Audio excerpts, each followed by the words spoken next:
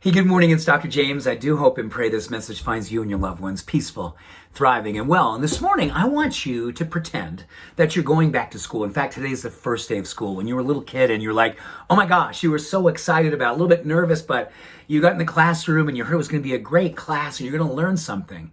You were promised that you were going to be taught something today that was literally going to be a tool or a way of looking at life that literally could change your life or help you to have a life that you love. And I want to share with you something I believe could do that. This is something I wish I had learned when I was a little boy. It is a word. It's called Kamkura, Kamkura. It's a Zen Japanese word that absolutely means what I think most of us are looking for today. It's the direct pathway to return to the realm of God. A direct pathway to return to the realm of God. And they use this a lot when they spoke about meditation and prayer practices. In the Zen tradition, they believe that so much of what gets in our way is when we leave the realm of God. And that is why they were so disciplined about meditation. And when you think about meditation practice, right, sometimes we just kind of go, well, the science is so good, right? It helps to lower anxiety. It can encourage divergent thinking so we can be more a brighter light in the world. We can think differently. We can create new beliefs. It'll help with neuroprotecting our brain and literally helping us to put up a firewall against diseases associated with cognitive decline. It also helps with compassion of others and ourselves, empathy. I mean, my goodness, it goes on and on and on, right? And then we think to ourselves, why don't I use it on and on and on? You know, when I look at meditation these days, here's the thing I'm always really wanting to remind myself of. When I'm in the place where I'm experiencing judgment of others, or I'm experiencing judgment of myself not being enough, I think about Kamkura, and I think about really what it is that I want to be doing when I'm meditating. It's allowing my heart to overtake my mind, right? It's giving your heart the permission to rise up and envelop your mind so you can have more peace, more tranquility, so you can literally undress your ego. Take off the clothes of your ego so you can expose your truth.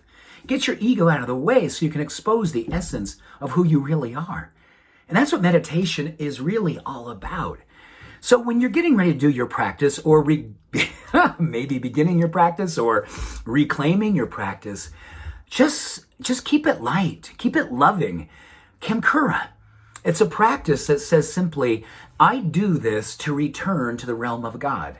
I do this to help me return to who my truth wants to be presenting to the world. My truth being my essence, which is love, which is light, which is acceptance, inclusion.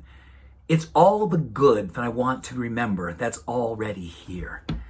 That's the beautiful thing. Do you notice when you're meditating, as you're slowing down your breath, and as you're reclaiming your heart, automatically you see some of the dark stuff dissipate.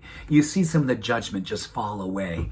You see the distance start to close, and you start to feel the connection between you and God.